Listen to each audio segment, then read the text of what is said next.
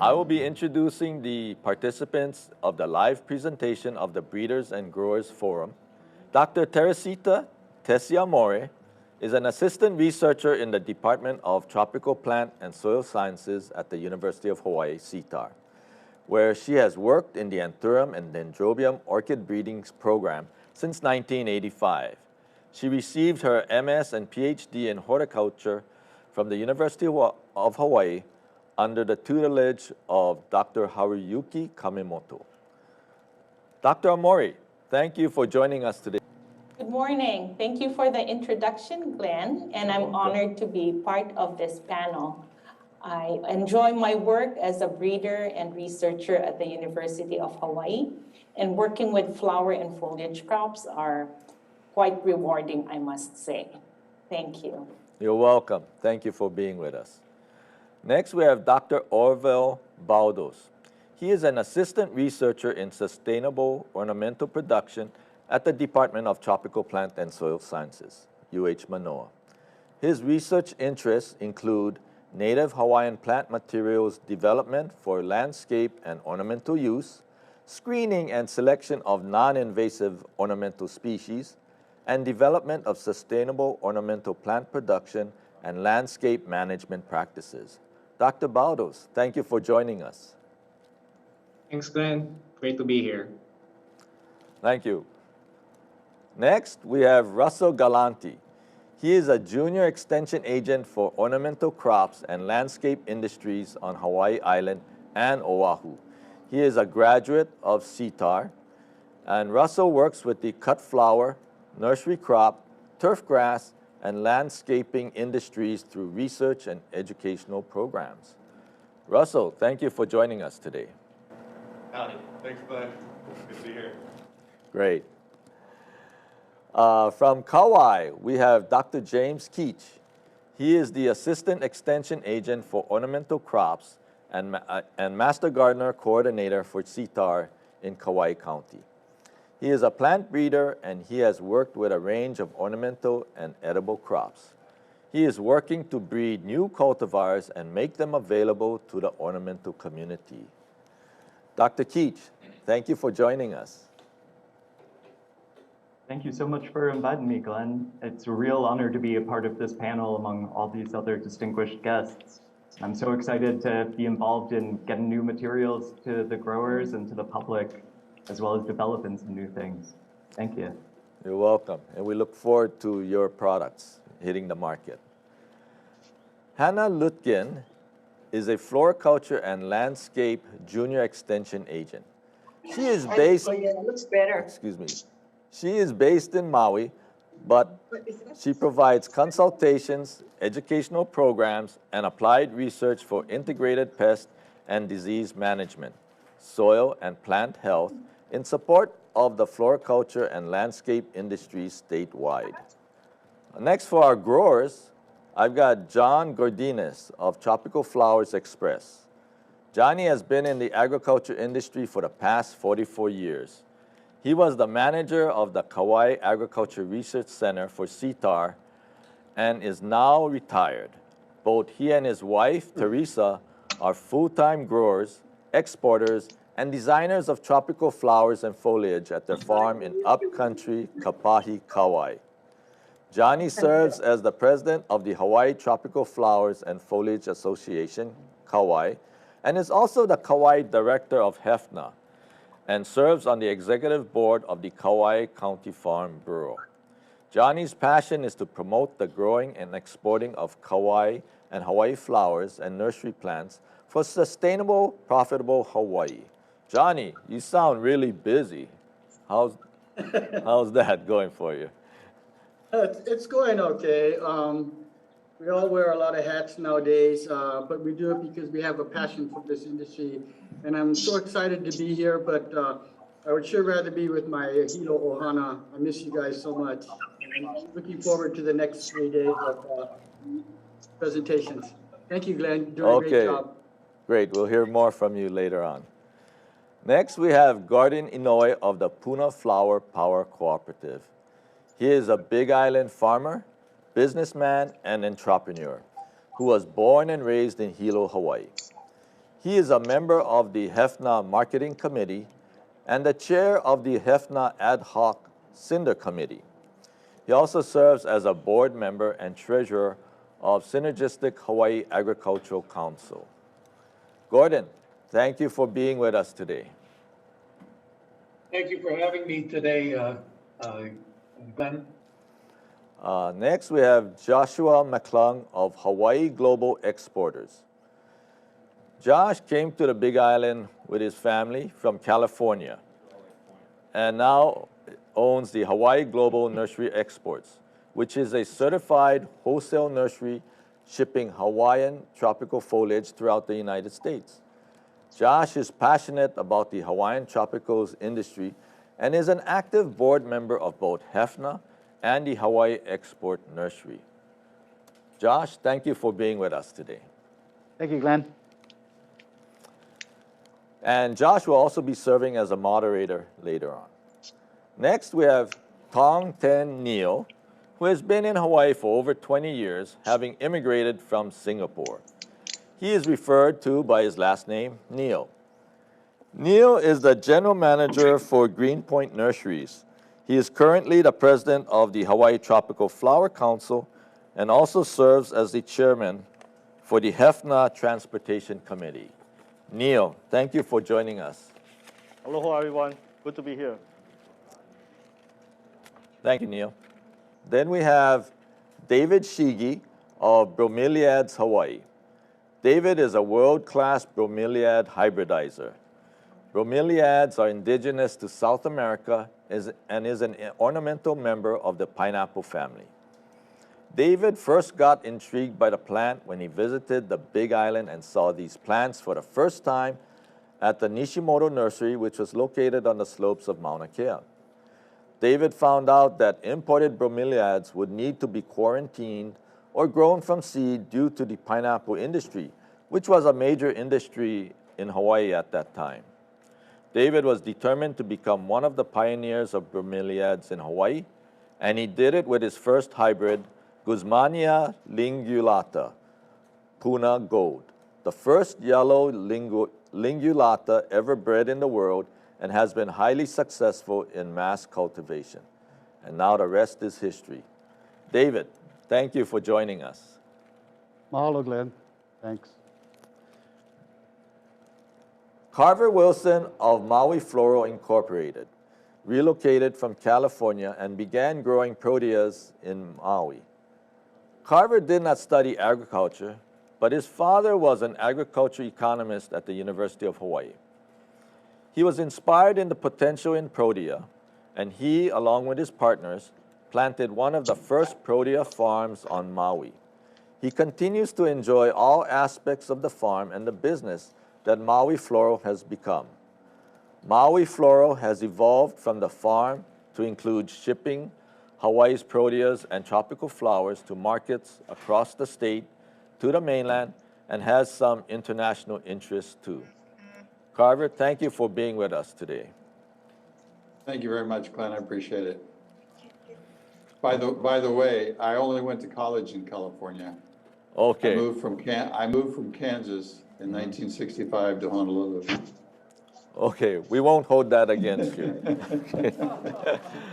All right, so panel members, thank you for being with us. And I understand some questions are coming in. And I'm going to start off the first question. How long does it take from breeding to consumer availabilities on orchids and on anthuriums? And I think this might be a question for Dr. Amori. Okay. For orchids, it's relatively short. So we are looking at about 7 years because the life cycle is a little bit shorter. So for instance, for orchids, from germination to first flower and selection is about 18 months to 2 years. And then the evaluation period is much shorter. However, for anthuriums, we're looking at an average of 14 years from pollination. So it's like raising a child each time.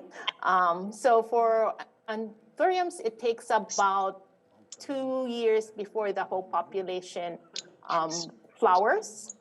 And then it will take about 6 to 7 years of selection and evaluation because we include a field test with growers.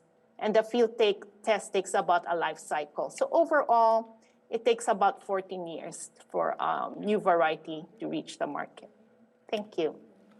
So as a follow-up, Dr. Mori, what are the characteristics that you are looking for in these new cultivars before they are released to the producers? So we're looking at production qualities. So we're looking at high yield, pest and disease resistance, because that means less inputs for the growers. We're looking at long vase life and shippability, I think is the term for that, because we know that the products don't stay on site at the farm. It has to go to market. And so we look at vase life characteristics, and we're looking at a minimum of about 18 to 21 days because we figure it will take 3 days to ship out the product. Okay. Recently, as Eric mentioned in the welcome that we have welcome address, we have also been soliciting input from designers. So in terms of Anthuriums, the designers have been giving us feedback as to what colors they're interested in. And of course, they always ask for longer stems.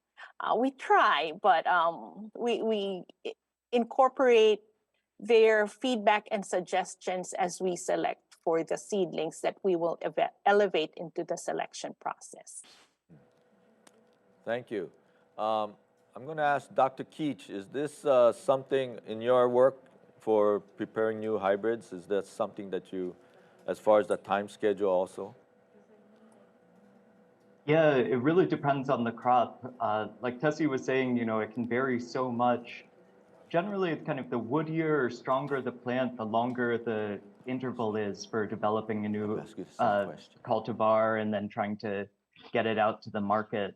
Because, you know, as she was saying, we not only have to develop it, you know, and get all that breeding in the background, but then test it out and make sure there's no fatal flaws. You know, I work a little bit with vegetables as well in my master gardener capacity, and some of those can be pretty quick. You can get, you know, 4 or 5 years, but most of, you know, like all good things in life, you know, the wait is normally worth it. Thank you. Now I'm going to ask David Shige, who's a breeder of Bromeliads, about how long does it take for you to release one of your beautiful hybrids? You know, like what Dr. Mori was saying about Anthuriums, Bromeliads, depending on the genera, per se, like the flowering Guzmanias, from time of propagating the seed to attain full grown might take about 2 years initially. And then you have to research what is the best attributes, longevity, length, symmetry of the flower, problems with disease. You know, there's a lot of variables, but yeah, the process will take a while. Maybe not as long as Anthuriums, but it will take a while to attain marketing value. Okay, I'm going to open it up. Does any of the other panel members want to add in before I? Yeah, sure. Okay, Russell. I thought it was pretty interesting, Tessie, what you were saying about needing longer stems, which I think that's really important. But also, I've been working with florists who are saying they don't worry about the stem length as much, especially with some of these designs that we're going to see throughout the next 3 days. They're actually cutting their stems pretty short. So I think stem length is also something that's pretty variable at this point. Typically, yeah, you want to get a real long stem on an Anthurium or a rose or something like that, but a lot of the mechanics now are looking at shorter flower lengths also, and it's allowing us to work with different plant material that isn't typical breeding or useful plant material for the traditional florist designs. You know, Response to that? You know, Russell, that's correct. You know, initially when I was selling the flowers, let's say to Greenpoint, they asked me if the stem can be longer, but there is a range that they are requesting. Even, you know, other people are requesting shorter depending on the usage of the flower. Yeah. Yeah, even now in some really elaborate arrangements, I remember we were always doing holiday trees, making them out of bromeliads. Right, where right, you right. build these structures, and then you'd have some of these bromeliads that are basically Yeah. the structure Yeah, of the tree. We yeah. used to do that a lot Yeah. at Longwood Right, right, right. Gardens, and I see it here in Hawaii also. To answer some of your question, Rosas, depends on the designer, what they Sure. use it for. Yeah. Is it using for a wedding, for a bouquet, Mhm. or they're using in the hotel, like the lobbies, Mhm. or where they have to make big arrangement, or in Vegas, where they have to make big Yeah, it arrangements, has to be where they huge. require the stem length to be long, the flower to be big, and so on, yeah. Yeah. Yeah, and I think some of those larger arrangements really allow us to pick some really crazy plant material, like some of the largest flowers in the world, like using Ravenala, the traveler's palm flower. So we Yes. could have a whole field of Ravenala growing, and people are buying Ravenala throughout the world. And have 4-foot flowers getting shipped to them. Right, right. Yeah. I do ship them too. I just recently shipped some to Mori, and I also shipped some to Hitomi. Yeah. Hopefully Hitomi can put to some good use today. Those are some of the most impressive pieces when you use palm flowers, because they're always so interesting architecturally to me. I know I'm supposed to be talking like a researcher, but I'm thinking from the design perspective right now. Well, this panel is getting really alive. Any of you Zoom, those who are Zooming and they want to chime in, I see Gordon has raised his hand. Gordon, you want to add to that? The bottom line in terms of stem length is it takes the same length of time for an orchid plant to grow a long stem as opposed to a shorter stem. And you get $1.50 for a long stem and 75 cents for a shorter stem. So it's basic economics from the grower standpoint.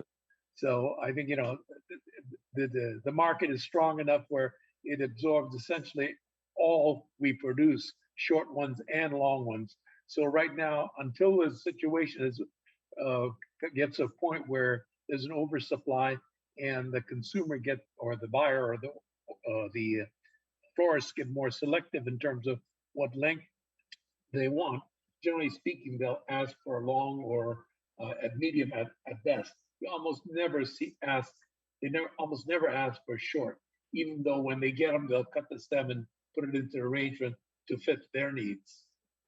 Thanks. Sure, that makes sense. Thank you, Gordon. And then Dr. Valdos wants to add in something, and then I'll follow up with John Gordines after that. Dr. Valdos? Yes. So just going back to the question on how long the process is. In my case, I'm not really a breeder, so I actually look for material that might have potential. So it takes maybe at least 5 years to do an evaluation of something. Like I take something from the wild. Like I work with native Hawaiian plants, so I basically just take something from the wild or something that's cultivated, and then just do some evaluations, and that takes about 5 years. So breeding takes a little bit longer. If you're just trying to evaluate germplasm that's available or plant material that's available, it would probably take a little bit shorter. Thank you, Dr. Valdos. Johnny Gordines, you wanted to add something? Yes, I did. In regards to the length of the flowers, when it comes to heliconias and gingers, we always harvest our flowers all the way to the ground, because you can always make them shorter. And if you don't do that, it's going to take away from the continued growth of that mat of gingers or heliconias. So it's best to harvest them all the way to the ground, and you can always make them shorter, right? Okay, so here's a comment from one of your designers, Allison Higgins. She said that they feel that color, or she feels that color is more important than stem length.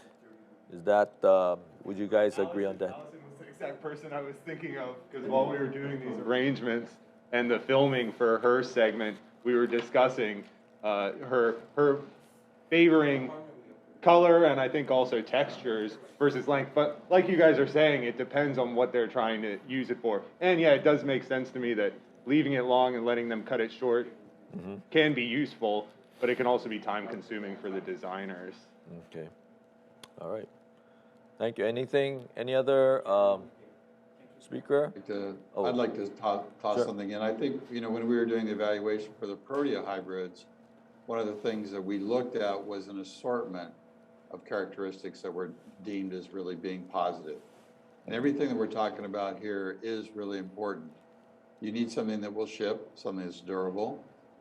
Stem length is important. That's how we evaluate a lot of the value of them, as well from the the roses are sold in centimeters. Longer is better. Stem characteristics, whether they're straight or crooked. Color is critical, especially in certain markets like in Japan.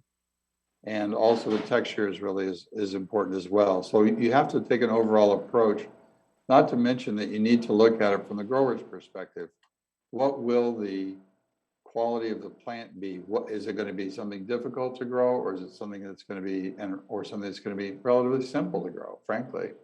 So, and it's a combination of things that really makes a positive product on the other end. In terms of the evaluation process and the time it takes to get stuff from the laboratory or from the mother plants into the hands, it can take a few years, and it does depend. But generally, like was said earlier, usually the wait's worth it.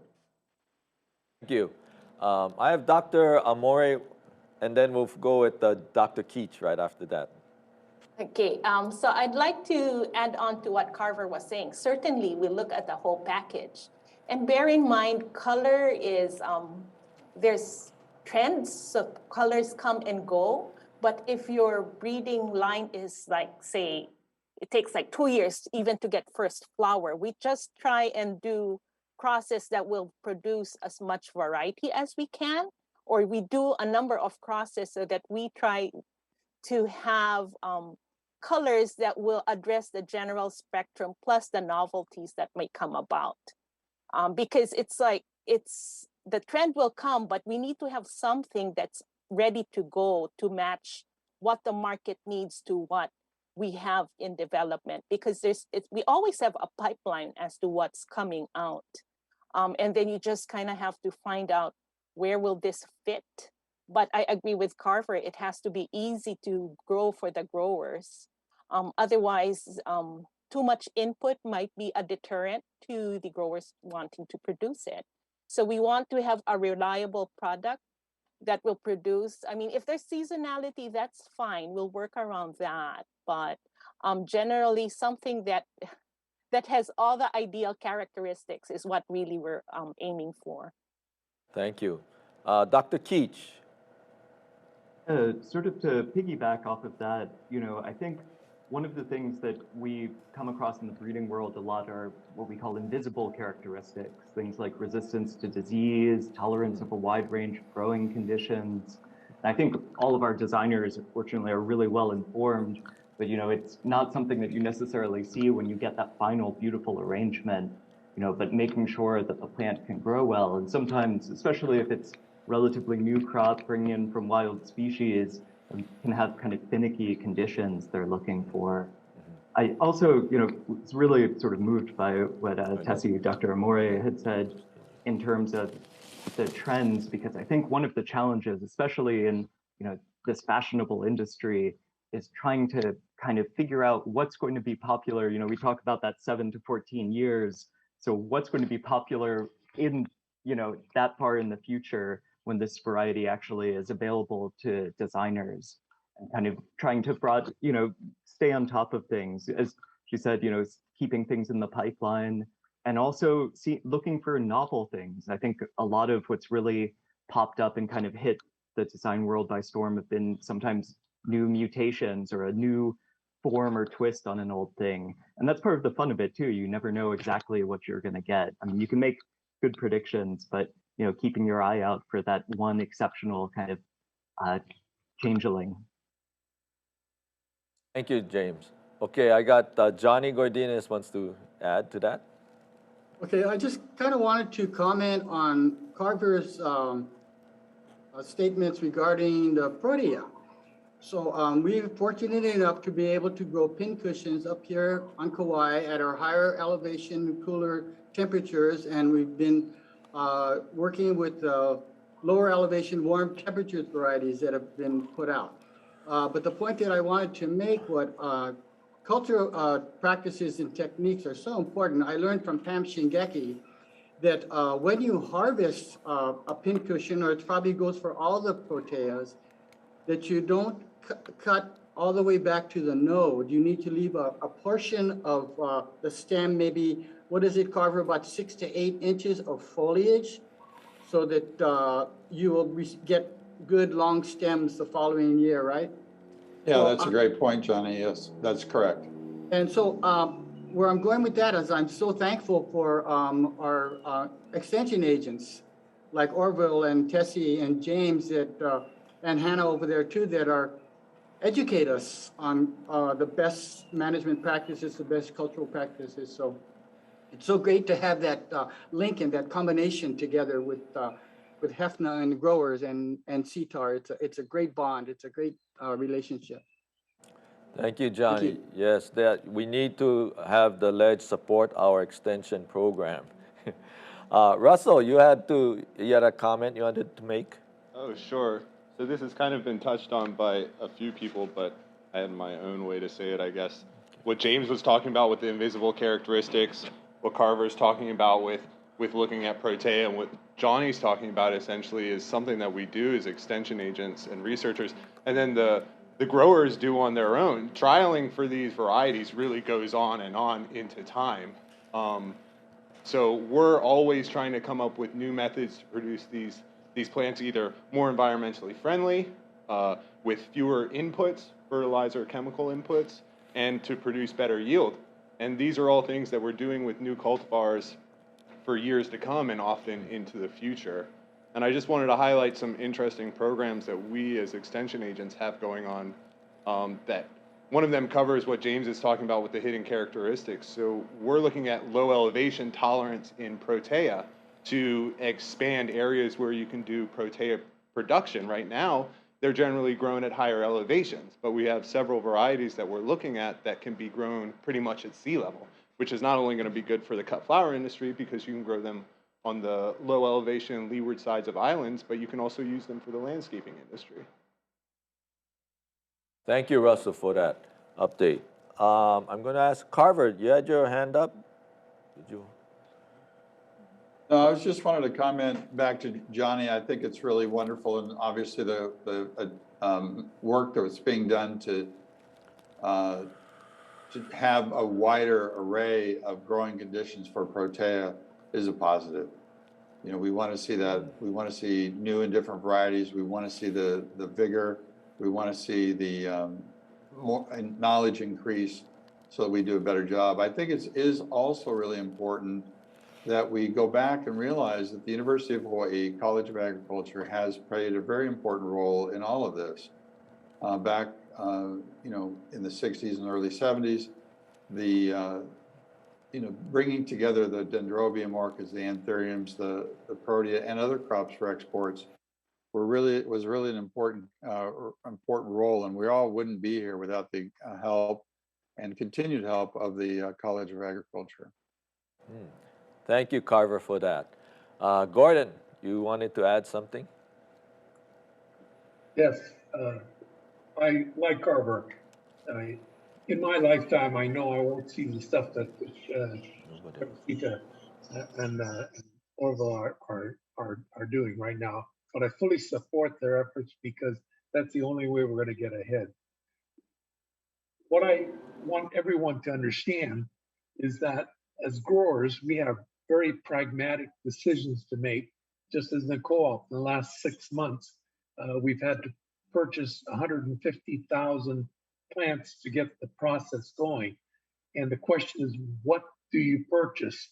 And of course, what you do is you look at what the market might be 2 or 3 years down the road, and you want to select varieties and cultivars that you feel will do well in your microclimate, and then you treat it accordingly. Again, in the cut flower business, it's even greater because in the dendrobium business, you're talking about a 5 to 7 year cycle in terms of replanting. What decisions you make today and what you plant will dictate how successful you're going to be in the next 5 to 7 years. Make the wrong selection and decision, and you might be out of business in 3 or 4 years. But the Anthurium guys, again, that's another area where you want to always be at the leading edge, but the risks you take have to be limited, and you've got to base most of your production on proven varieties. Because, like I say, you roll the dice and you put in, a whole new field of a new variety, and 2 or 3 years down the road, you find out that it's going to fail because of something else. I know the university goes through a lot of extensive testing for disease resistance, fungus resistance, shelf life, and everything else. And it's only through this effort that those decisions can be supported. So, like I say, it's we hear what the consumer wants, and we want to provide it. But again, the decisions that a grower has to make today in terms of what he's going to plant and how long are guided by productivity, yields, and sustainability. Thanks. Thank you, Gordon, for that. I'm going to ask Josh or Hannah, you have anything you'd like to add before I move on to the next question? No? Good? Yes, I have something to add. Sure. First, it's a pleasure to be here today and to listen to all of you and see you all virtually. And I just really wanted to touch on what James, Johnny, and Russell was saying, the importance of pest and disease management. So right now I'm working on maintaining the Proteaceae collection at the Kula Agricultural Research Center, as well as identifying the top fungal pathogens affecting Protea to help growers really maintain their plants and be able to plant new varieties in cultivars with a higher yield and just be more successful. Thank you, Hannah. I do have a question. Okay, Josh, go ahead. I'm a foliage grower, and I'm wondering if any of my esteemed colleagues with a lot of letters after their names are breeding or hybridizing anything foliage-wise. Is anything new coming out in the foliage industry from the CTAR? It's an interesting Maybe I'll direct question. it at Russell. Okay. Not that I'm aware of right now. You should talk with Cal Hawaii, because they're probably got their ears to the industry in terms of what I'm thinking of Dracaena. Right. Yeah. I mean, right now you've got some varieties that are winners. I mean, for you, almost it's not as much of a priority because you've got these varieties that you sell out of. You can't even grow it enough to sell to the industry on mainland. But that's not to say that it's not important to produce better varieties. But I don't think right now that at UH we have anything. But Tessia or Orville or maybe even James, who has his connections to other industries, might be able to touch on that better. It would be interesting to find out, because I also do interior plant maintenance, and the one thing a lot of designers want these days is something different. It's always something different. Have you thought about breeding? You could just start putting flowers together. Yes, indeed. Well, the foliage plants take kind of a long time to do, but maybe if there's somebody else out there who is interested in helping that out, that'd be a great direction, and we would always appreciate it. So that's from the foliage folks out there. Thank you, Josh. And I got Dr. Keach with his hand up. So actually, I know Russell had mentioned as we were chatting yesterday about some work he's doing with aeroids. And the aeroid market, I think there's a lot of aeroids that would be really great as foliage plants. And unfortunately, the current costs of some of these aeroids with the recent trends have really kind of priced them out, I think, for a lot of folks. But I know several commercial growers who are kind of capitalizing on that and are also seeing some of those things that we were talking about in terms of challenges with diseases or pests that might be room for breeding them. I don't have anything specifically right now. Breeding is unfortunately a small part of my current position, but I will say that I've been looking into some of the curcumas, these turmeric or Elena relatives. Some of them are already used as a foliage plant, and I've been looking at them as cut flowers, but there's some that might be really good dual purpose.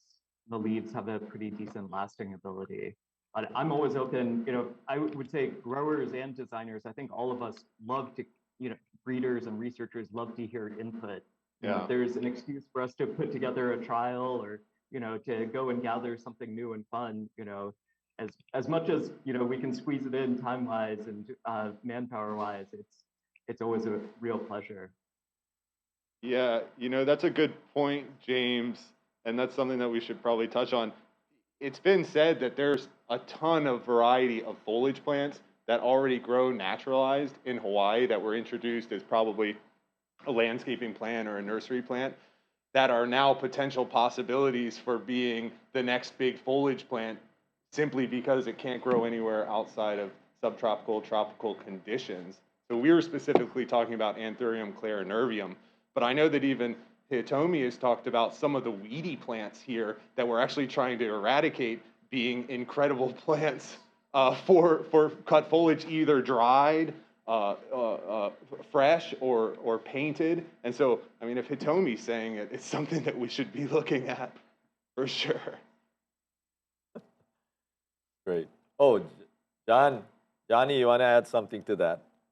Yeah, actually, the definition of a weed is a plant out of place. So there's a lot of wonderful weeds. I remember when Tommy came to my farm, I was like, what? You like that? You can use that? And it's an amazing that the magic, and I see she's on, that she performs with a lot of these things.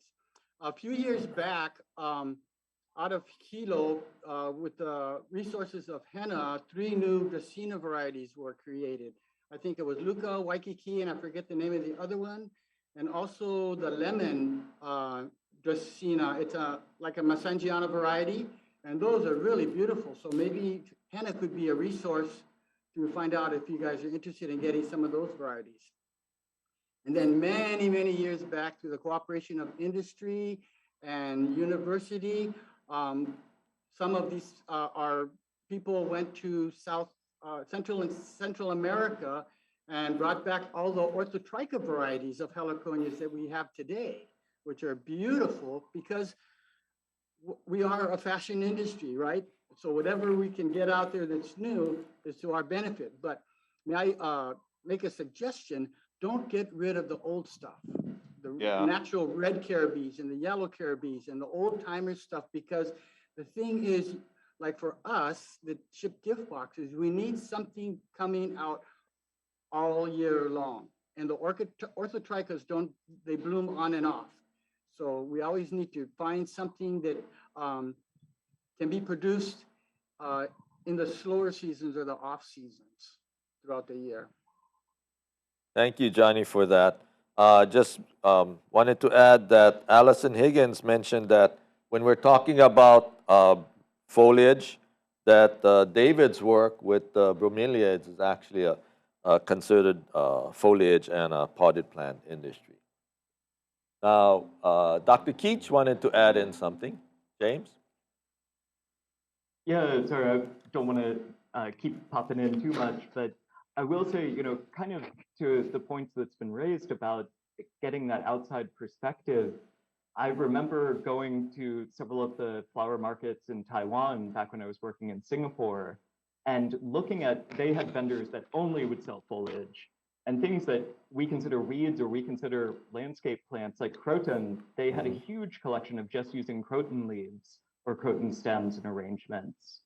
And then other things as well, things, someone I remember talking with recently was saying that shell gingers, which we see growing on the side of the road here, could be utilized more as a cut flower, but also some of the other costas and things as a foliage. I think there's great opportunity for looking at existing collections, some of these ones that, like Johnny was saying, have been created by former faculty and kind of keeping them going and also repurposing them. If we know they do well and if they do well enough to be weeds, then hey, that's great for production, right? Thank you.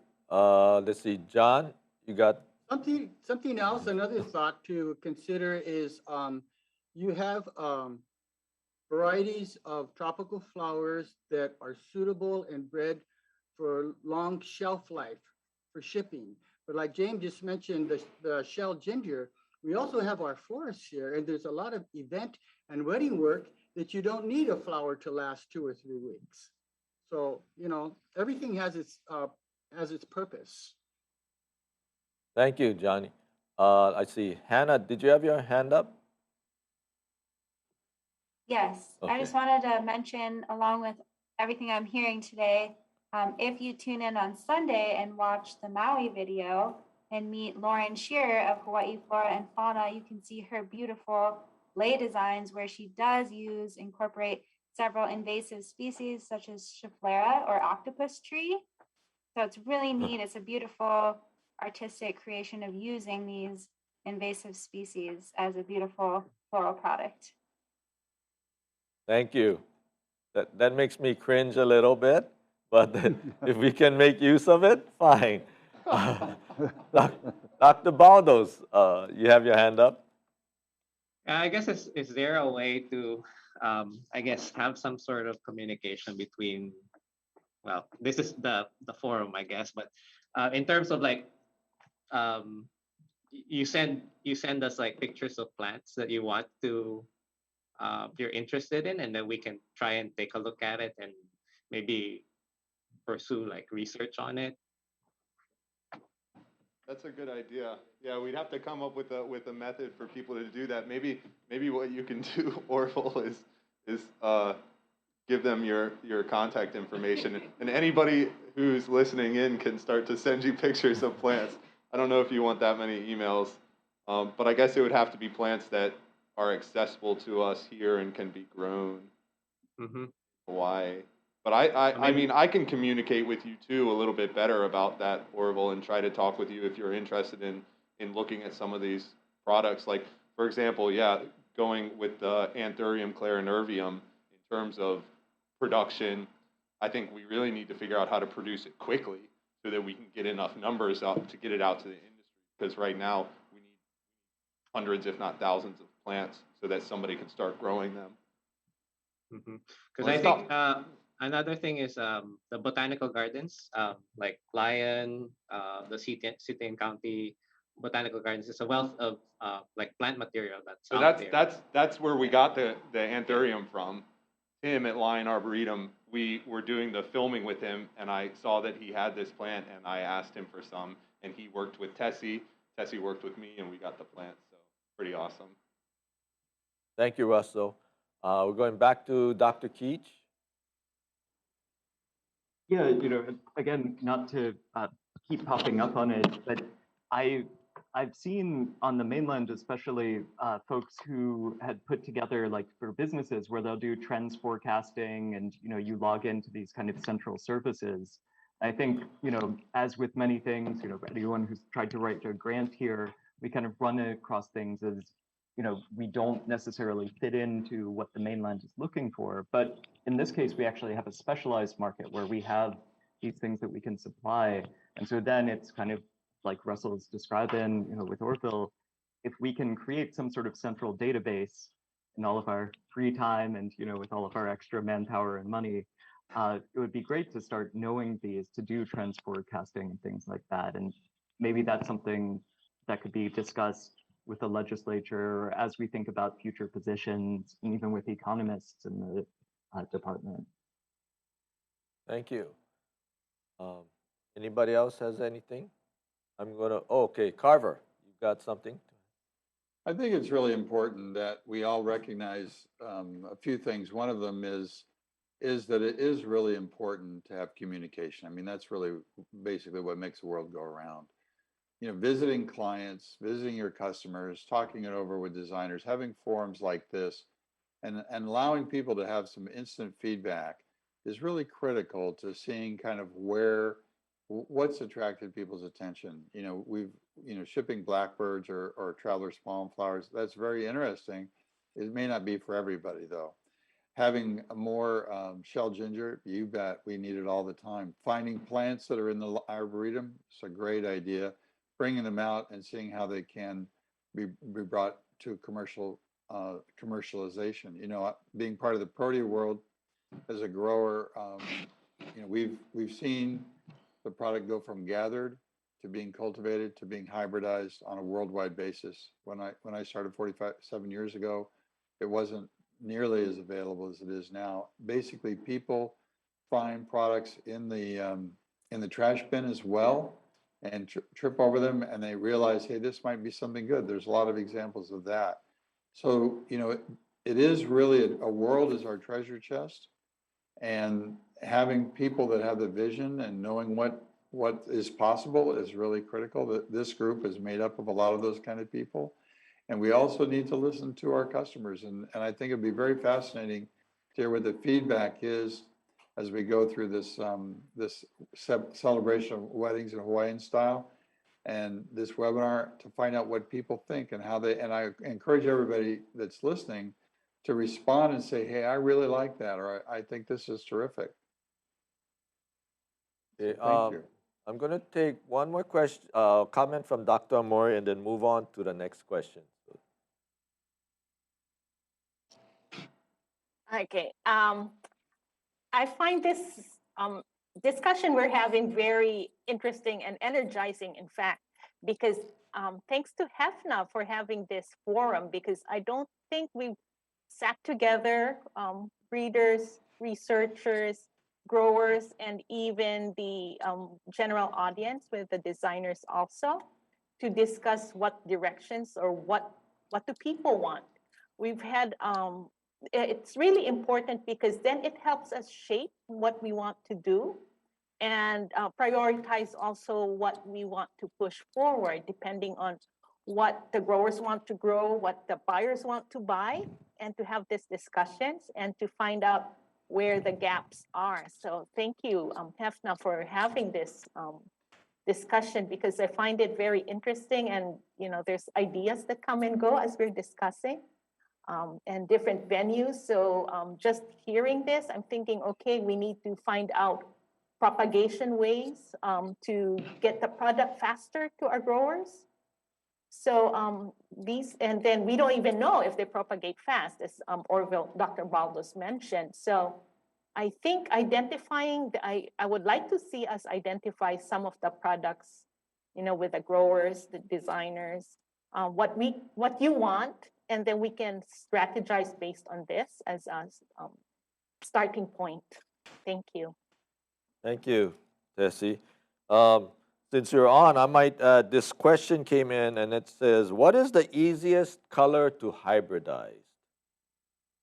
What is the easiest color? Is there such a thing as an easy color to hybridize? My question is, in what are we talking about Well, in this? I guess device? let's start with orchids. Is there any particular, I mean, aside maybe I'm going to just say, I don't know which color. I would say, at least for dendrobiums, purple, white, and two-tone. That's the standard. Yellow's a little bit tricky because you have fading. With regards to anthuriums, the basics, red, white, pink, orange are easy to hybridize for. It's the mixed colors or novelties that are a little bit tricky. Thank you. Anybody else? Along with that question, then I'm going to ask, what are the new, do you have new colors or patterns that you're looking at to increase the market for the orchids and or anthuriums? We have some materials in advanced testing that have more than one color. So we have one tulip type anthurium that's very light green with a glossy green back and red tip. So that's one thing we have in advanced tests right now. Thank you. Okay, I'm going to move on to the next question, and it says, what is the process for making a hybrid flower or even a foliage plant? And I think what I'd add to that is, when you do a hybridization, do you just do you grow out all of the seedlings and then have to look at how they perform and then start taking out the weak ones and keeping the best ones? Would that be a gist of the process? Okay. And then, but is there any, I'm going to put it out, is there any other methods to developing a hybrid besides the standard pollination? Wait, okay, wait. Dr. Keach, you had your hand up first, and then I'll go to David Shige. Yeah, I mean, I think it's going to depend a lot on the type of crop that you're working with. But I think I did my PhD work on impatiens, trying to bring in downy mildew resistance. And in that case, we did the pollination just like an insect would do. But what we found was that the seeds wouldn't develop fully. And so we had to use a process similar to tissue culture to kind of almost like a, what is it? And for the premature babies, give them nutrients, hook them up, and put them on media where they could absorb it since they couldn't get it from the mother plant. And that ended up being really useful. It ended up producing hybrids that were the source of resistance to downy mildew that's now being pursued. But that's a relatively common one if we're working with wild species as a way to overcome some of these barriers. So when you were working on that impatiens, so when you grew them up to a certain point and then you inoculate them with the downy mildew, and whoever survived was then moved on for further work? Yeah, and it's kind of heartbreaking sometimes. I remember when I was finishing up my PhD, I had to clean out the greenhouse, and we had 300 seedlings, and I think we had maybe 10 or 20 at the end that we tried to keep out of that. And you sit there and you raise these plants from seed, it's a little tough to be just tossing them into the dumpster or the compost. But I remember I had a professor once say, the reason we can work with plants like this is because plants don't scream. You can throw out several hundred plant seedlings and go and sleep at night. But it's still hard. But you want the best of the best, right? You want something that's going to be easy to grow, that's going to have the best floral traits. So you have to kind of toughen yourself and keep that in mind as you go through. Thank you. I'm going to turn to David Shige. David, you want to add and can you take off your mask? Thank you. Years ago when let's say I wanted to do viriceas, foliage viriceas, I had very limited material to work with, mostly species, because, being that in Hawaii, it takes a while to bring in new varietals. So what I did was when I started crossing different species, I tried to select, plants that are maybe has a lot of striated lines inside or hieroglyphs. Not necessarily having a lot of color, but sometimes if I did, as I did the process of hybridizing, I developed colors in the ranges of purples, almost reds, rubies, and different the tips are maybe colored. But actually, when I got to the point when I developed grex of different hybrids, when I made maybe second generation F2, F3 crosses, I selected maybe one plant doesn't have color, but it has symmetry, wider leaves or had lineated lines in the leaf. And the other plant, let's say the pollen plant, is maybe one of color. So by crossing the two plants, hopefully you get a wider leaf, maybe compact in growth, but providing the color from the other plant, but incorporating the striations in the plant. So that's the process I went through. David, I was going to ask you this question. You sound just like a PhD when you're talking like that about F2 and F3. Oh. Where did you learn about how to breed plants? Well, actually, basically, the initial breeding process was trial and error. But I had this old friend, and Johnny knows him well, and he's a good friend of ours, Howard Yamamoto, in Kauai. And my then girlfriend, Charlotte, we used to visit the big, Kauai, and I got to meet Johnny also. Howard Yamamoto did many different types of plants.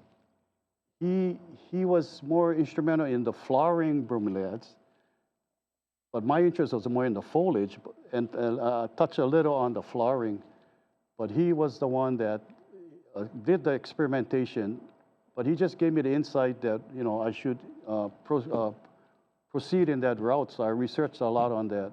My major was fine art, I majored in art, but I liked, I always loved plants. So that was my start initially. Then the rest was, I still have my journal that I kept. When they bloom, night how receptive they are to pollen, when are they receptive, So I kept a journal and I passed it on to my daughter, that she's doing the hybridizing. I taught her how to hybridize. So. No PhD, I play music and I cook for politicians, That's true. I know about that. Let's see, Gordon, you have your hand up. Our family's been in agriculture for over 50 years. And, the lines of production that we used to have initially was in Cymbidium plants, and then of course Anthurium, and then more recently with Dendrobium plants. And in each of those areas, we have initiated or had some in-house hybridizing efforts. I recall the first instance with the Cymbidium, and again, it's a matter of blind leading the blind. You have two well-known crosses, you try and put them together and hope for the best. And of course, with the Cymbidium plant, you're talking about 3 to 5 years before you see the result. And I remember growing up and, all the years of potting, repotting, and then taking care of these Cymbidium plants, only to find out after 3 to 5 years that maybe 1/3 might be commercially viable, and the other 2/3, are go to the dumpster or sold for just potted plants on a one-time basis. And so again, that bitter lesson told us to try and leave the hybridizing to the pros like Terry and Orville, because, like I said, there are too many variables. Again, orchids are particularly tricky because out of all of the orchids in the orchid world, you can cross any two of them and come out with any kind of combination.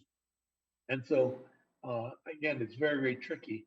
In our first potted plant effort that started in the 80s, again, we used known varieties, and our crew wanted to do some cross on their own. So I gave them limited permission to do a limited amount. And again, the batting average there was maybe 10 to 20% success, 80% dumpster. So like I say, very, very bitter lessons. So I talked about earlier about what hard decisions growers have to make. You've got to have, if you're dealing with hybrids, you've got to deal with a 90% plus success rate. The cost of production, the time, the efforts, and everything else are too great to just try and experiment.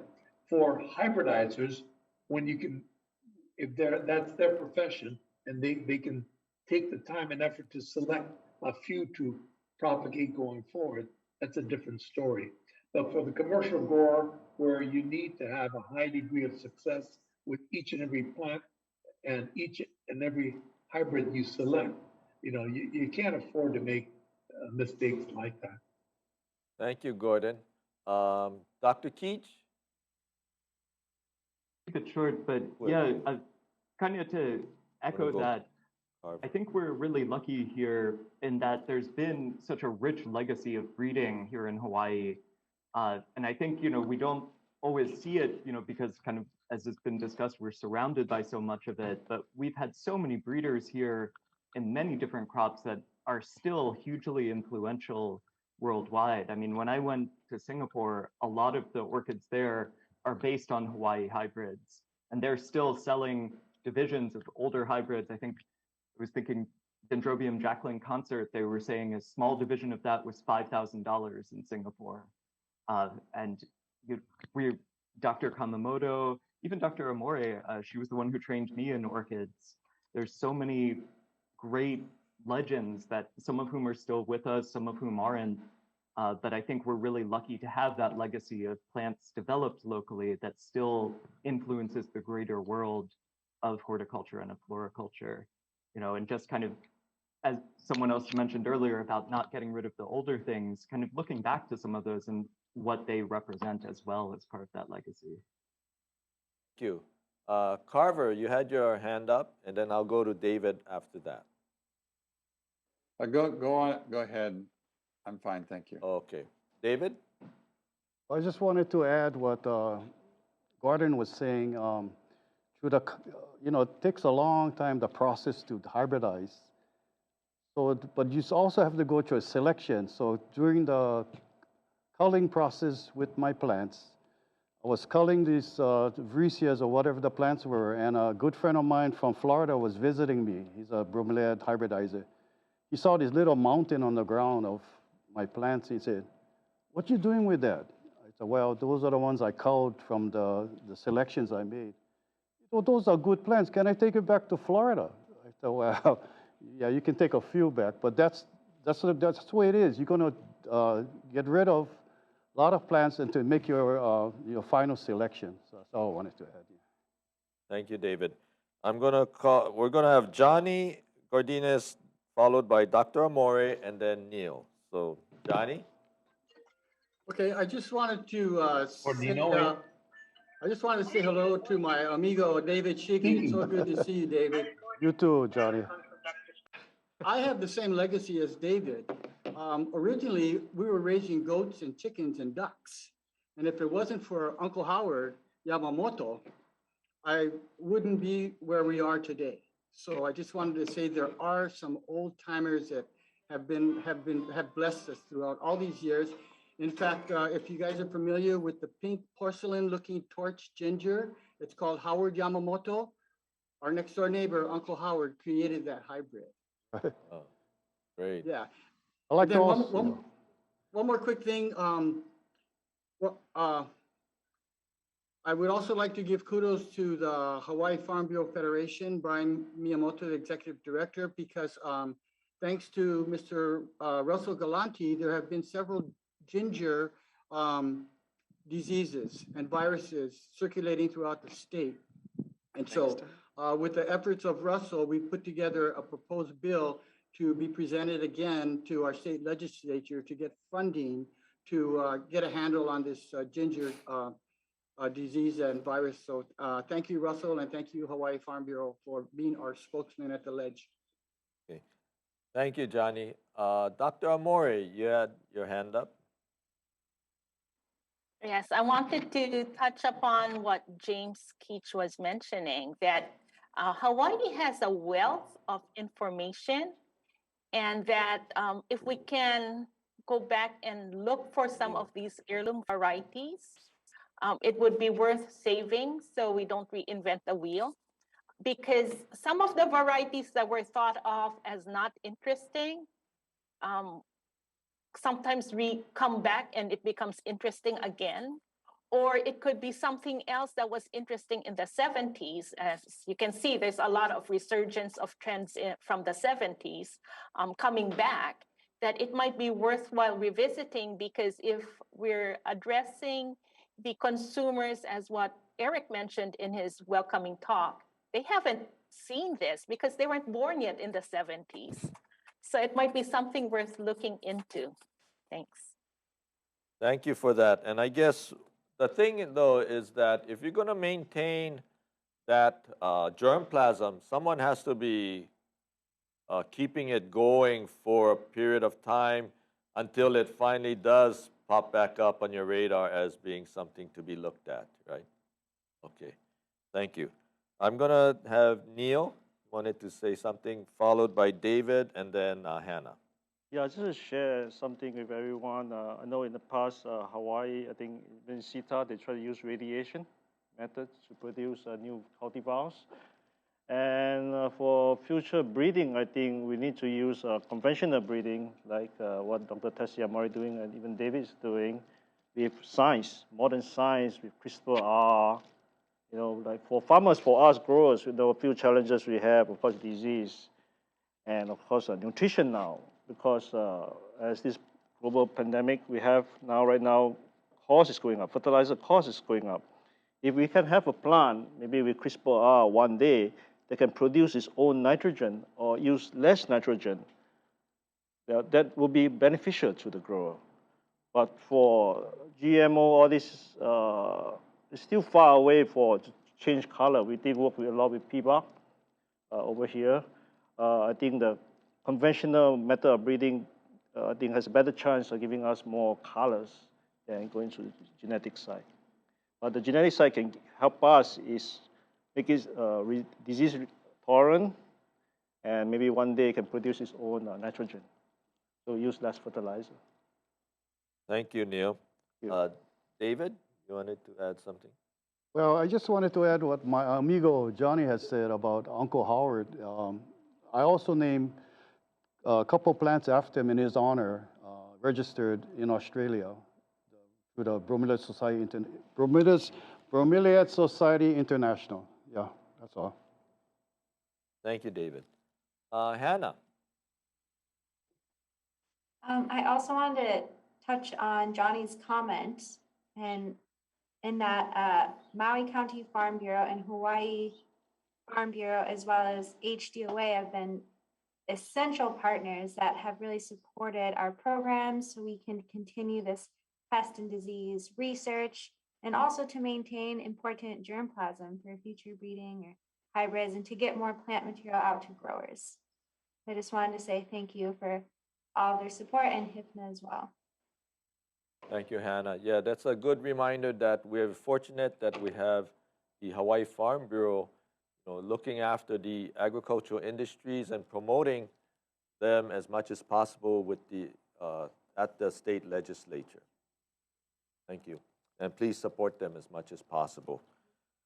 I'm going to move on to the next question, which is, what is unique about Hawaii's floriculture that you have found that designers enjoy? And I think what it is what basically do the designers look for in terms of the characteristics of our products? I can touch on that just from my perspective. I think Hawaii is great for cut flowers because of the growing conditions. Not only do we have the growing conditions to pretty much grow any plant you would want, we can grow tropical plants to the most tropical conditions on the eastern sides of the islands. We've got the elevation to grow even temperate plants. So for example, we're trialing peonies up in Waimea.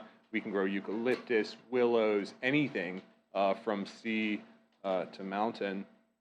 And it's been noted that plants that are grown in Hawaii that are either for nursery crop, for indoor foliage, or for cut flowers are just higher quality in terms of how long the flowers last, how well they look, etc. So from my end, that's what I see in terms of what makes us a really good place to purchase plants from.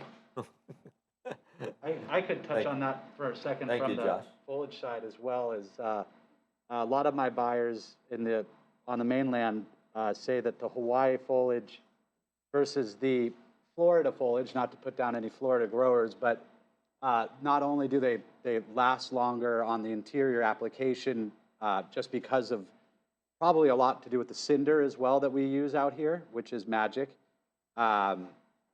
which probably a lot of people don't know. Just we harvest right out of cones from ancient volcanoes, and the mineral content is amazing for that from an interior plant perspective. But the longevity of them, as well as the color and the just overall quality, they last a lot longer, and that's what we're always looking for is from the interior plant maintenance standpoint. It's something that's going to last a really long time. Right. And just to echo what you said, I have heard it from the Canadian buyers that if they had the choice between the two states, they would take the Hawaiian stuff first. Unfortunately, our production, we're limited by the amount of scale that we've got, and so that's how it is. But yeah, we really are very proud of our Hawaiian products. Dr. Keach. I just wanted to kind of toot the horn of the university's orchid breeding program because I think one of the things that I've heard from folks consistently in the U.S. and then overseas as well is we're one of the few places that has fragrant orchids that have been developed. Things like especially Inouye mist, some of those older kind of hybrids. Fragrance is something that can be divisive. Some people really like it, some people don't. But when you're looking for flowers to use in arrangements that have some fragrance, that's one that's popped up.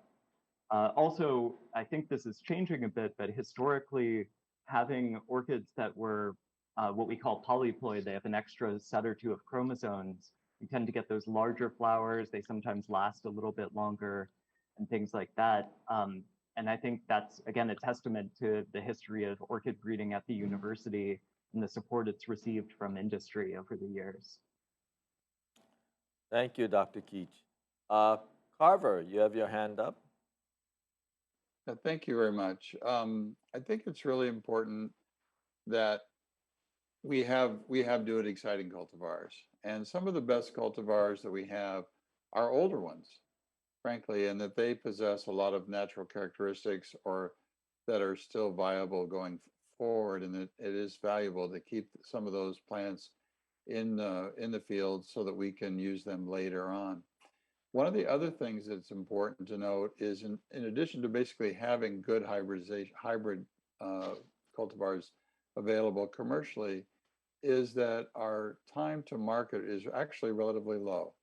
We have good freight transportation out of Hawaii. We have good care and handling, and we can reach our customers relatively very quickly.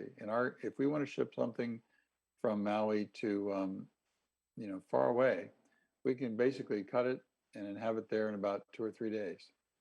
And I think that's a real advantage for our customers. Thank you, Carver. Anybody has anything else before we move on? Russell? I'll touch on what James was talking about with ploidy. Going back to you, Neo. Yeah, we've got a professor here, Dr. Ken Lenhart, who works on using colchicine to change the ploidy levels of plants, and so that's the number of chromosomes. And he's done a lot of work to improve flower size and plant vigor. So that's an area in Hawaii, specifically at UH Manoa, that I think we've excelled in. So for example, we just started giving out new Stephanotis hybrids, and that's a flowering vine that's used for lay flowers here in Hawaii. And Ken's work was able to produce lay flowers that were much larger than your typical Stephanotis variety, which is nice because you need less to produce more lays. They're bigger, they look better. And this is something that I think we're pretty good at over here. Thank you, Russell, for that. Thank you for that word, colchicine. I had a flashback to my graduate school days when you mentioned that. There you go. Thank you. Okay. I'm going to move on to the next question. It says here, and this is kind of what some of the things you guys have been talking about. How do you balance pest resistance with design elements when breeding tropical flowers? Is it a hard balance to strike? And I know that the term that has been used is hidden characteristics. So perhaps we might include then with this hidden characteristics, besides pest resistance, like Neil had mentioned about the fertilizer requirement. So is there any comment on this? I have one thing that I think we should talk about in general. One thing that as growers and researchers we need to be worried about now for Hawaii's ecosystem is invasiveness of these plants.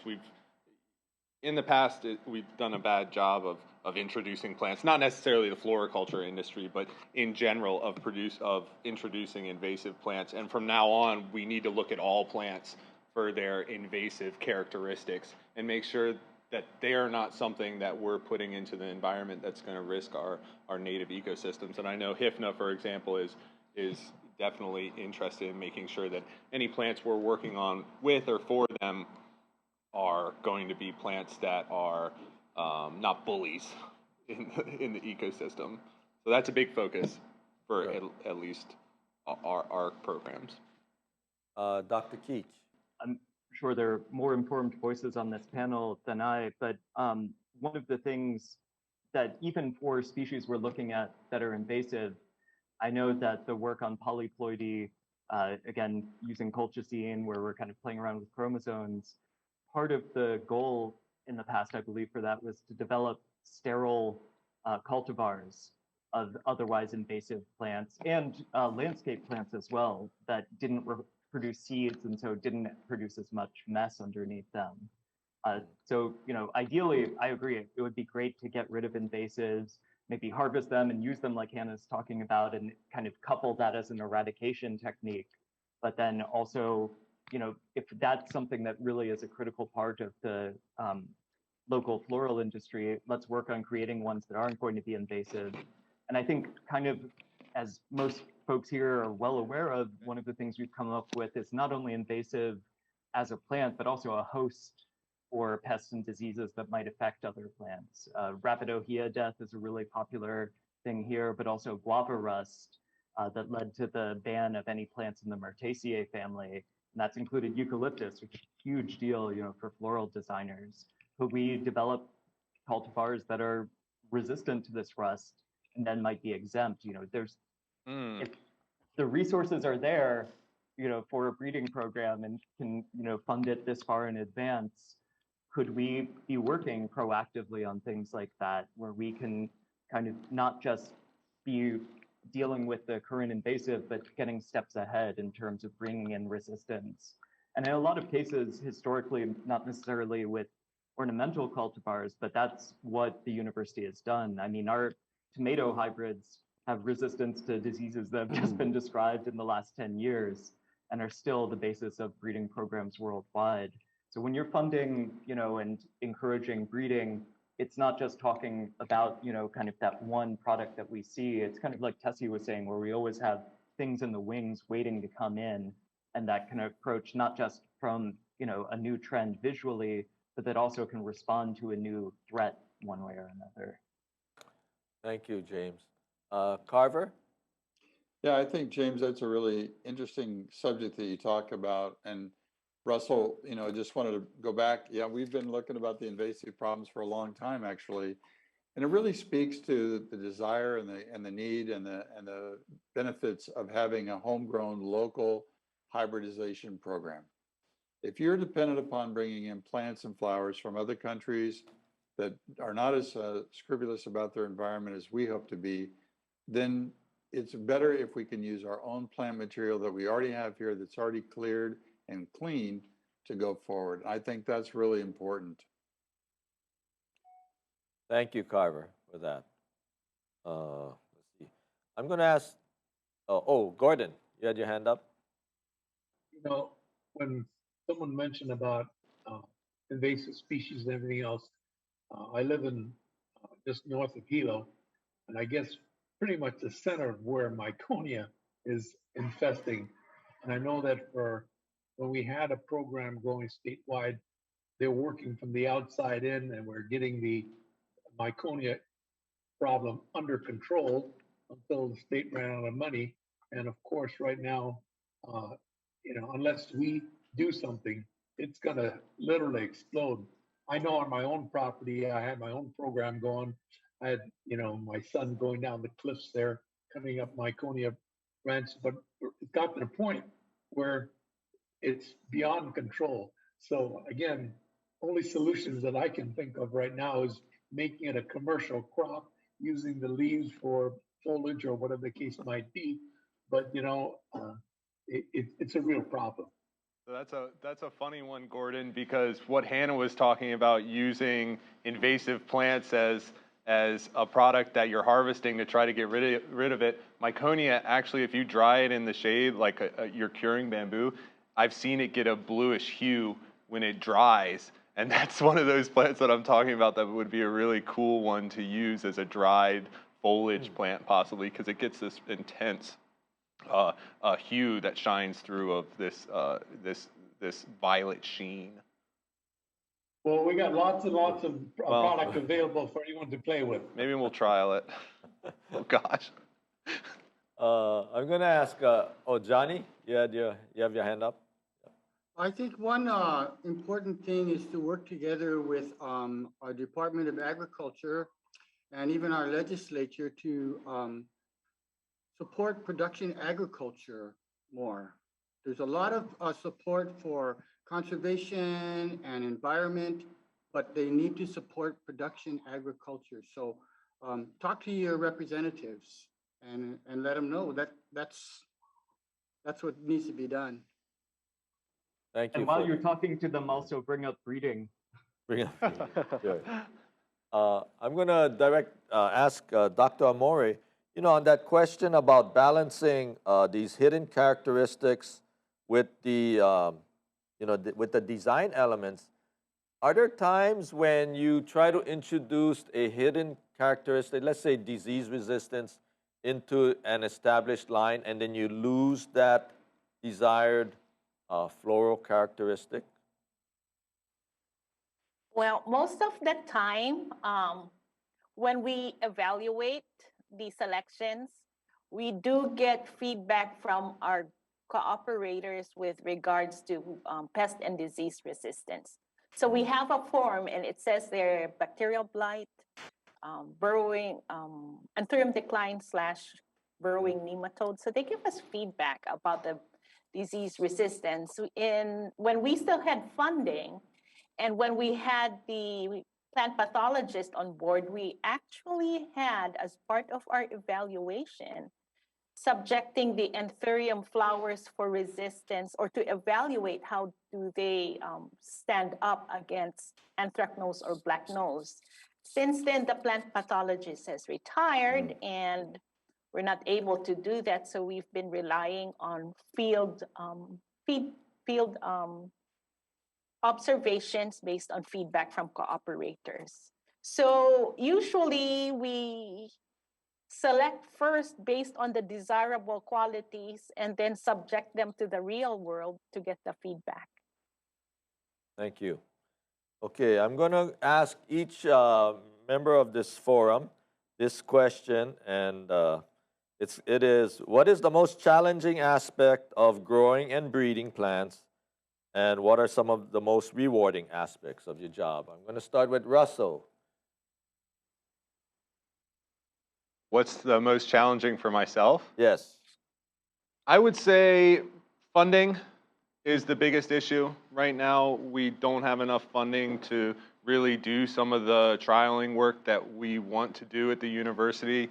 The research stations that we have are incredibly underfunded to the point that we don't have ag techs. And so from my end, it's definitely funding. And what's the most rewarding aspect? Actually doing it, getting to go out. The most rewarding is getting to go to the farms and speaking with the farmers. I love getting to go on farm trips, seeing how they grow. I learn more from them than they learn from me pretty much every time I go out, because they're the experts. I might have this hidden piece of knowledge on a pesticide or a knowledge of a pest or disease, but I get to go see what I love to do, which is grow plants and ultimately see people solve their problems with my help and our interactions. It's awesome to solve something and be a problem solver. Yeah. Thank you. Joshua. Yeah, I could actually speak directly to that. One of our biggest challenges is funguses out here on the Big Island. We're up in Curtistown, which is really, really wet, and we get a lot of funguses. And thanks to Russell, who came out and taught us to spray a specific antifungal, he saved our crop. And it's been going forward, and it's been working really, really well. And honestly, if it wasn't for him, we would not have found this particular product. And being able to interact with that, I hope he's able to take it to the next step with us and help us with all the bugs that we have now too. So yeah, let's do it. So, and your most rewarding aspect? It's to see the plants come from, because we cut cane, so we cut them out of the fields, and to see the plants go from nothing but a cane into the beautiful plants that you see behind you, it's amazing. And then to see the joy that they bring on the interior plant application to people's homes and offices is really rewarding. Thank you. We bring life everywhere we go. So, Neil. For grower perspective, I think it's climate change. We're seeing weather has been changing. Almost 20 years here, been changing in Hawaii. Sometimes it's too hot. Get more rain now, and also here from Cabo, they have less rain this year. They're having a drought in Maui. So climate change is the biggest challenge that the growers have to face. That's the thing that the biggest challenge we have. Okay. The rewarding thing is, of course, produce beautiful flowers, and hopefully people enjoy it, and the designer can put it into good use, you know, and give us good comments. I like it, I love it. You know, that's one thing we growers like to hear. Great, thank you. Thank you. David. Exactly what they just said. Fungi problems, introduction of new insects, which we didn't have, in the past. Climate change, intensity of the sun, yeah, you notice right through the shake lot, boom, damage.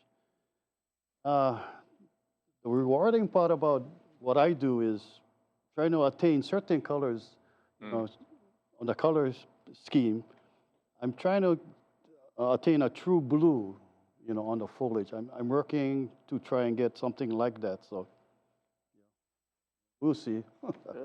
Yeah. Thank you, David. I'm going to go to Carver with that same question.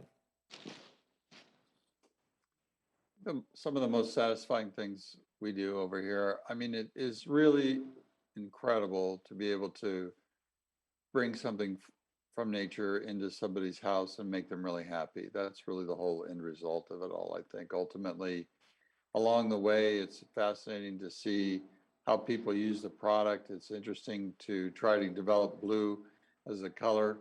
I appreciate that very much. And just another thing is to see just the whole worldwide contribution and cooperation. But in Hawaii, we have a very special group of people that all are involved in all of this. And I think for me, it's the collaboration, but ultimately it's the happiness that the flowers bring. Thank you, Carver. Gordon, what's the most challenging and rewarding aspect? Well, I'm involved in various aspects of tropical agriculture.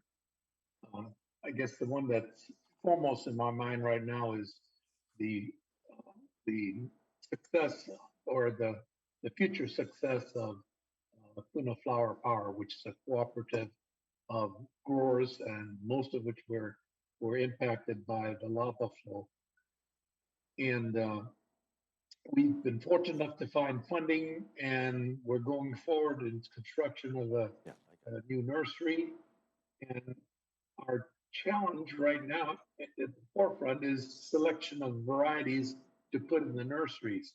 What we're finding is because of the pandemic that the opportunities and availability of plant material is very, very limited.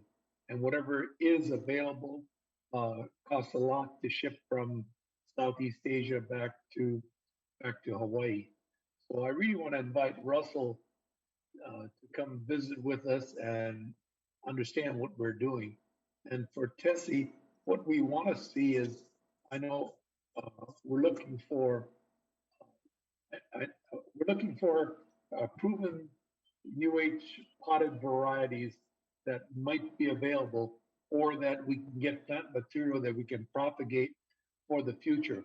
Right now, we're limited in terms of what we can purchase by what's in process in the labs.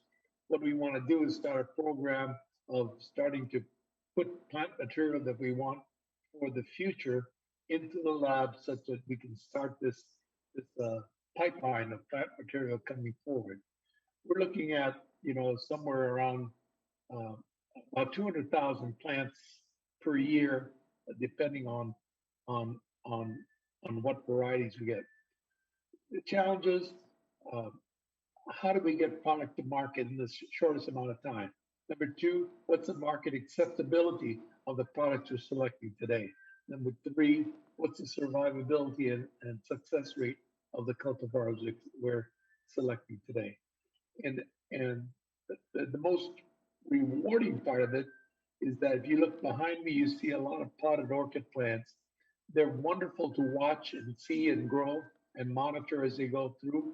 And again, when you have hundreds of cases of those orchid plants going out the door every week, that's a very, very satisfying thing.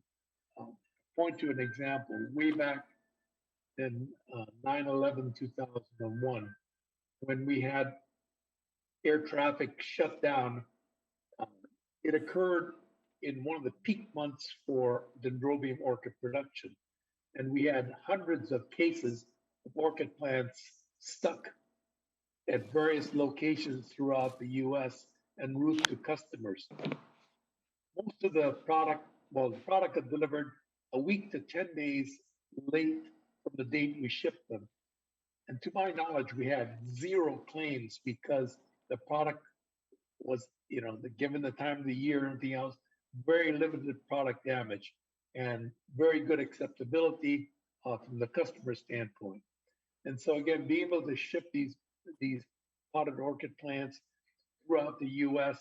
and is very, very satisfying. The feedback we get from the customers is always outstanding, and we're just so anxious to get our product back on the marketplace within the next year and a half.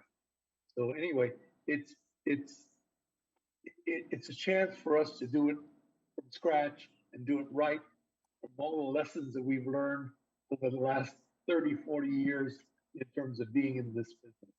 That's a satisfying part of our challenge right now. Thank you, Gordon. I'm going to go to Johnny Gordines. Okay, I think the biggest challenges for our business right now is all the regulatory hurdles we're going through, especially with the California Department of Food and Agriculture. I get rejections once in a while, and they're telling me that this ant or this mealybug is not found in California, which is that's where we got everything from. So it's really discouraging. And with all respect, we used to have an OIP stamp. I don't know if you guys remember that over here in Hawaii. It was the origin of initial OIP, origin of initial permit.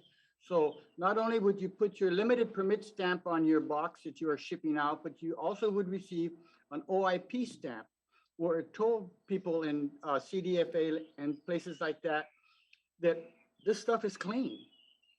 So it kind of gave us a better handle on getting clean product out. Another hurdle is the delays in shipping nowadays. It's outrageous, and I know you guys have mentioned that. It's really sad, and a lot of it is because of the labor shortages due to the pandemic. I've had flower boxes go from Hawaii to the hub in Memphis, Tennessee, and their destination was in Seattle, Washington. They didn't need to get to go to the hub in Memphis. So it's really frustrating, and I know everybody, Neil knows about this, and Gordon, you too, us at SHIP, and I'm sure Carver also. So those are the downsides. And the good side, on a better note, is just the joy and the satisfaction of being able to work with our industry partners, with our collaborators, and have forums like this and talk together, because there's safety in numbers. And we need to continue to do that even more so. So that's what makes me happy. Thank you. Thank you, Johnny. I'm going to go to Dr. Valdos. What is the most challenging aspect of your work and the most rewarding? Yes, I would say funding is the main challenging aspect, is because most of the grants, that competitive grants, are mainland based. So they are, they basically they help the mainland folks, but we don't have competitive grants that focus specifically on Hawaii. So that's a big challenge, especially if you're working on germplasm development and cultivar releases, in particular for Hawaii. I guess one of the nicer on the other side, it's rewarding side. Working with plants is always rewarding because I like plants. And I like how I get to get stuff from the wild and try to develop it and see how it could be a potential material for the ornamental industry. Thank you for that. Hannah, how about your most challenging and rewarding aspects? So I'd have to agree with Orville and Russell that funding is a major issue. And without funding, we can't continue our research programs and trialing. Another critical issue is pests and disease. Hawaii, unfortunately, due to all the imports, we have a very high number of constant pests and disease each year. I feel like we have new pests, so that's a major issue. The most rewarding part of this position is really to work with plant people, working with plant people, helping growers in the field, helping them address their issues. I love collecting soil samples, pest and disease samples, and trying to help that particular grower apply the right amount of nutrients and or pesticides to improve their yields and production. Yes, and I do really enjoy providing plant material to growers and seeing their face, with the peperomia, how excited they are to grow something new. That's what I really enjoy. Well, thank you. Thank you. Dr. Keach, besides funding, what is the most challenging aspect of it? Funding again. You've got to put that limit in there, Hakan. Yeah. No, but I would say, yeah, if resources doesn't cover that, it's probably time. As I've mentioned, breeding isn't a central focus of my current position, so I try to squeeze it in Friday afternoons and things like that. But I think it's a lot like that saying about a tree, when is the best time to plant a tree 30 years ago? And I think it's the same thing with a breeding program. When is the best time to start a breeding program 10, 20, 30 years ago? And, I think we're all kind of managing with limited resources, some funding, manpower. I mean, I know folks have touched on it. We're down from 12 ag techs 20 years ago to 1 at the end of this year for 260 acres, including a herd of goats. And at that point, you have all the faculty out there mowing the lawn, as well as, trying to maintain their projects and get the research going. It's just a challenge. But it's, a challenge we're trying our best to rise to. I think all of us are in this because we enjoy this work. We enjoy, as folks have said, the conversations. I'm sure I've enjoyed talking with almost everyone who's on this panel in the past. And also, I love just seeing what comes out with the new plants too, out of my breeding program, but I'm sure Tessia will touch on it too, but out of her breeding program, what new things have been discovered, what sort of twist has been put on them, and just walking and seeing as many seedlings as you can afford and have space to raise up, and that one that kind of stands out for that characteristic, it's just that incredible feeling. It's like getting a really good deal at a store, or just having that perfect moment for a second. So I always look for those that those keep you going, along with those good conversations. Thank you for that. And as if I may recommend recalling Johnny Gordines to come and cut the grass at the experiment station, since he's very familiar with that place, right, Johnny? You need more things to do. Right, in all his free time. Thanks for the plug. Dr. Mori, what is the most challenging and rewarding aspect? Right now, I'm facing a huge challenge because my technician, or the ag technician who serves our programs, is retiring at the end of the year and no replacement in sight. So having somebody to do the day-to-day sanitation, pesticide application, specifically that one, is such a major challenge that I think I might get ulcers by the end of the month if we don't find a replacement for, when we think of research, we think of the researcher, but there are a lot of support people that make the research successful. And without the success of the research programs ride on the support people. So having the techs and having them at a timely manner. So yeah, I've been losing sleep over that my technician, and not only our technician, but the farm manager at Mcclung is also retiring by December 31st. So it's less than 45 days. So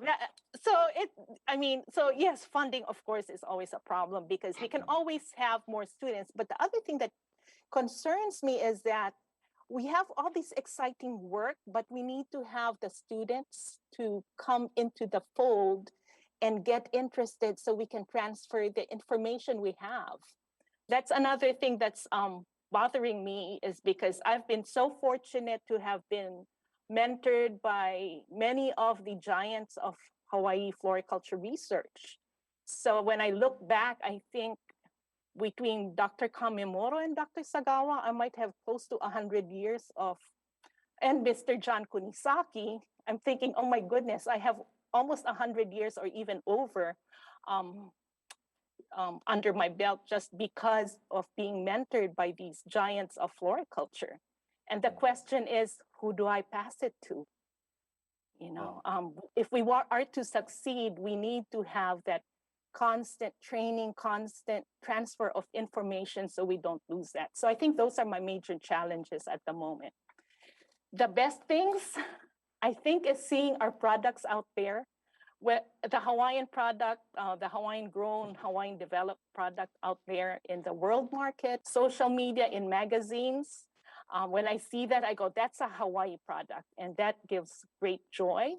One of the, I would say one of the best parts of my job was attending AIFD in Seattle a few years ago, and to see the Hawaii product on stage in all its glory, it was beyond my imagination, thinking these used to be seedlings, and now they're being accepted and grown, and designers are raving about it.